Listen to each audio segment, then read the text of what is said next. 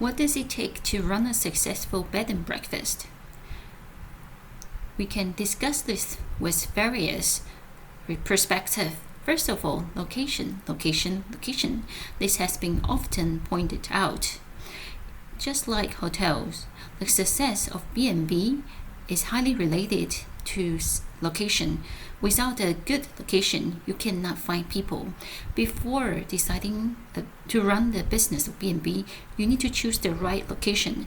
But in Taiwan, there's regulation as to where you cannot run the business of B&B, such as residential area or a farm or farms.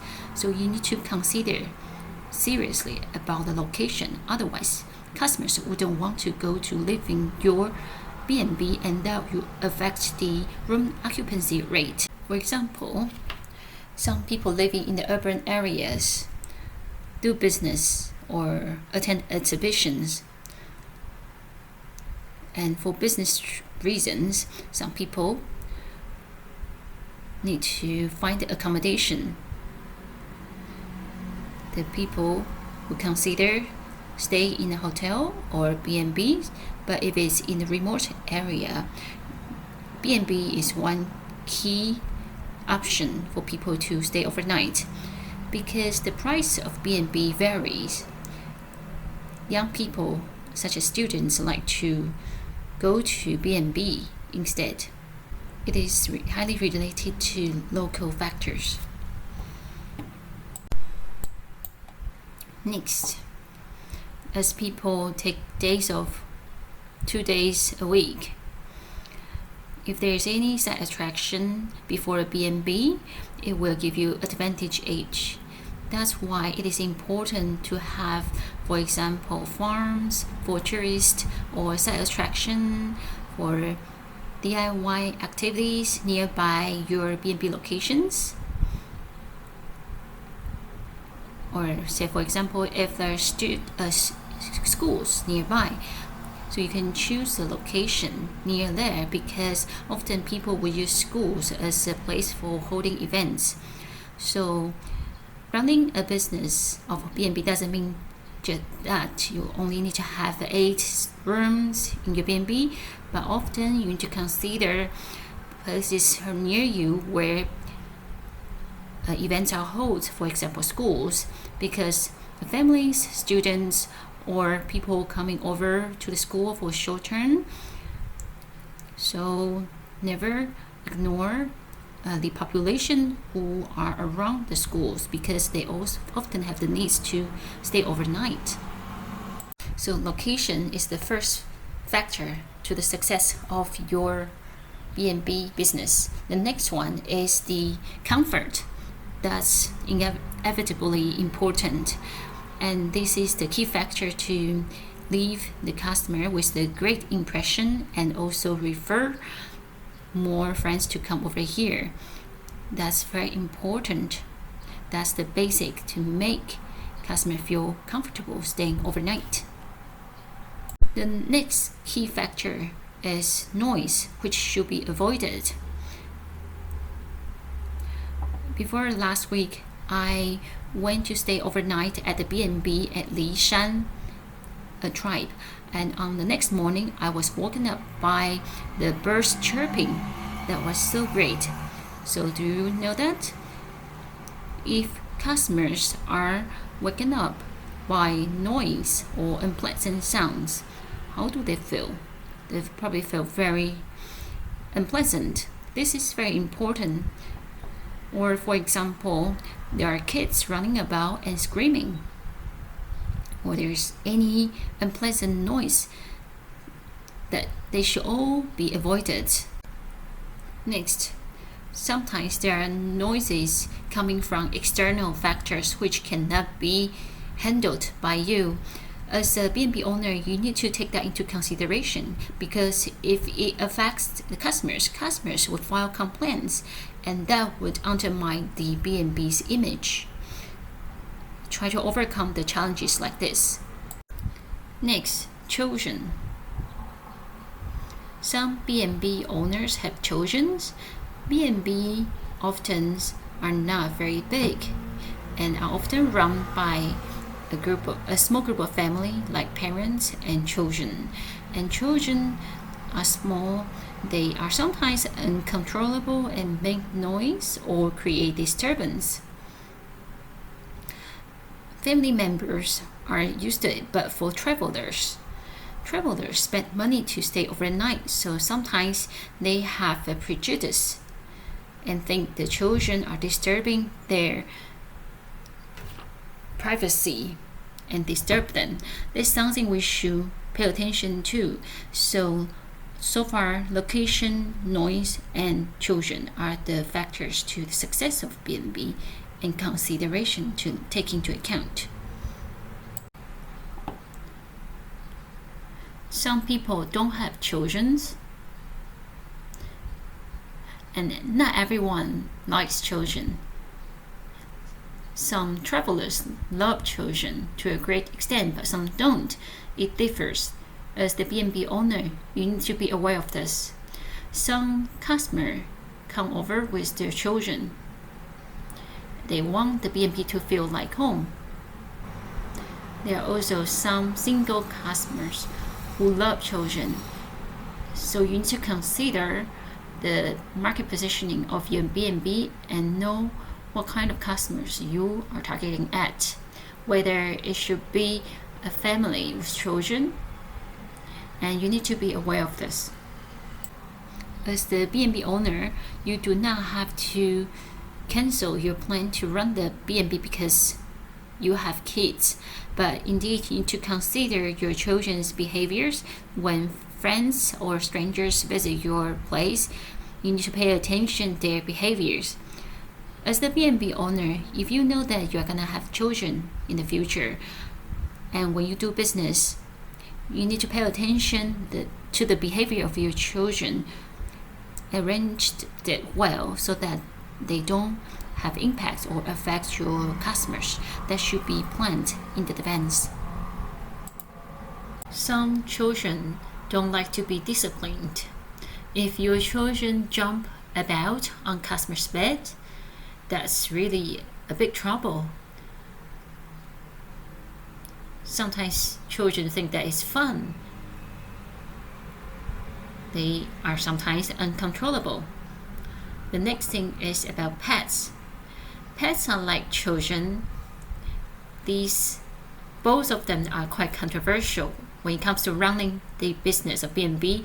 So if you have pets, when you are receiving reservation call from customers, you need to let the customers know that you have children and also pets, because sometimes they don't know when they make reservation, and often there are any unpleasant experience caused by the customers. Sometimes people can not live without the pets, but sometimes people are very sensitive to pets. Some people have allergy to pets. If you have pets in the B&B you run, and if there is a customer who is very sensitive or have allergy to pets, and that would cause some response. So maybe you need to clearly specify that on your advertisement, because that will show that you have disclosed this information and you are very transparent. In that way, customer can know this in advance, and they would not cause any gap in expectation or unpleasant experience. Next, smoking. As mentioned before, important factors to consider include location of the B&B and whether the B&B owners have pets or kids, and whether there's any environmental issues. The next important key issue is smoking. Even though smoking is strictly banned everywhere, but some people smoke. As we know, often in hotels, there are dedicated smoking area for smokers.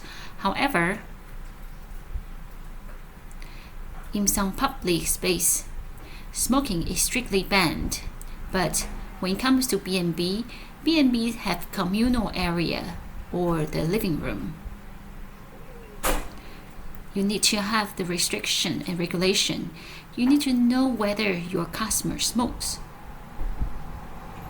For heavy smokers, whether you allow heavy smokers to smoke in the B&B, so as the B&B owner, you need to be aware of this. You don't let other people's right being impacted by people smoking in your B&B. You need to clearly specify your smoking restriction, whether perhaps let them to smoke outdoor, or have a dedicated smoking zone, so that other people who don't smoke cannot be affected. I am very sensitive to smoke. I feel uncomfortable when there's smoke. This is something you should pay attention to. If smoking is strictly banned in your B&B, you need to stick to the principle and put up the non-smoking sign in the advertisement. This is important to set this up at the beginning.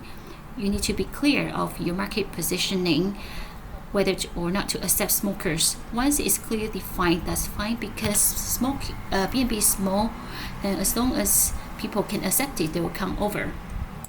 The next two factors to consider are temperature and ventilation of the B&B.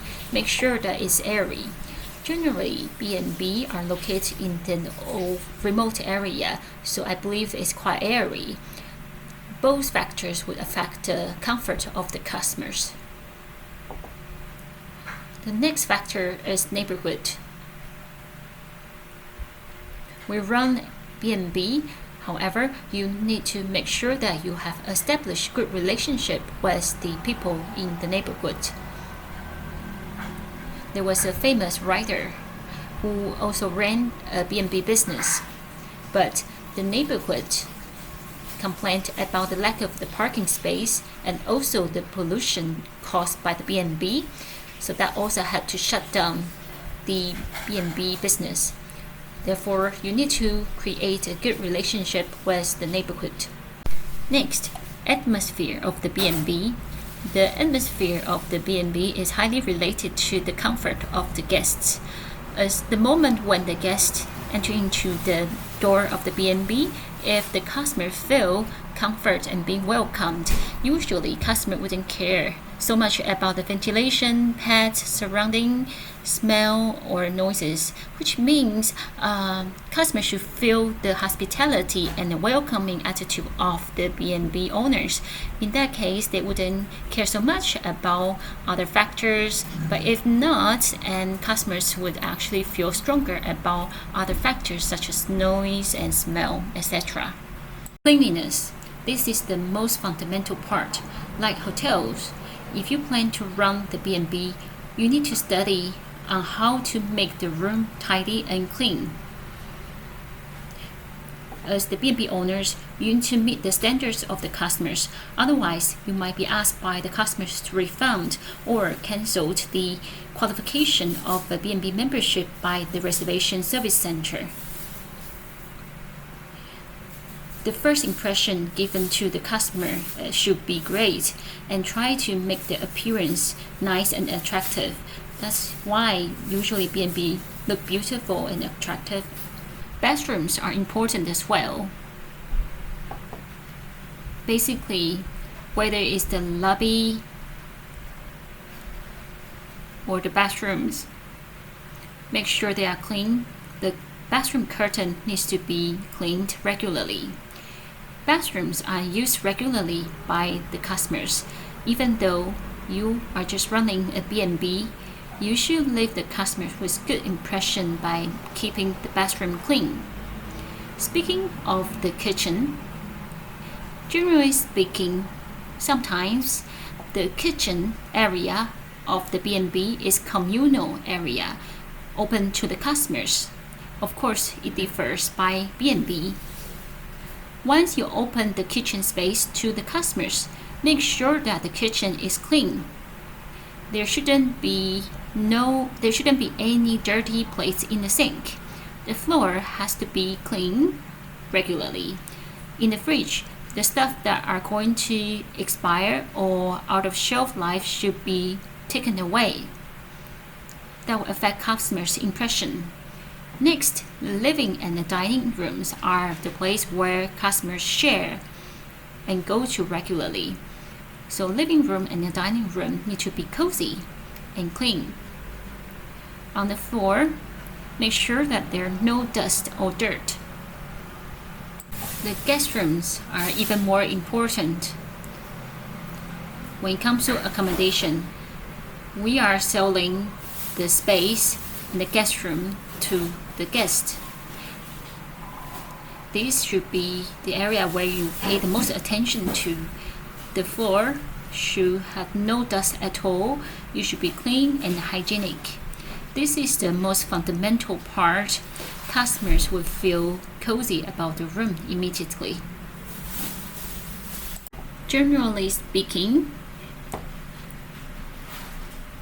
if you want to apply for a membership of the Reservation Service Center, the staff of the Reservation Center will come to visit you with a checklist. So they'll bring a checklist of items to look for to see whether they meet the criteria. B&Bs are a micro scale of hotels, so the checklist for B&B is similar to that of hotels. Because after all, you are also selling guest rooms. The criteria of cleanliness for the guest room at the B&B is the same for that at the hotel. Speaking of the lifestyles of running B&B business, you need to think about it properly. If it's only for your own residence, that's okay. But once you decide to open up your residence to others, meaning open your door for other people to come in, your lifestyle and patterns will be changed.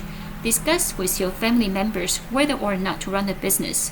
Once you run the business, the lifestyle of you and your family will be changed. It is completely a different matter. That's why you need to organize meetings with your family. Your family member needs to know that people will come in and out of the house.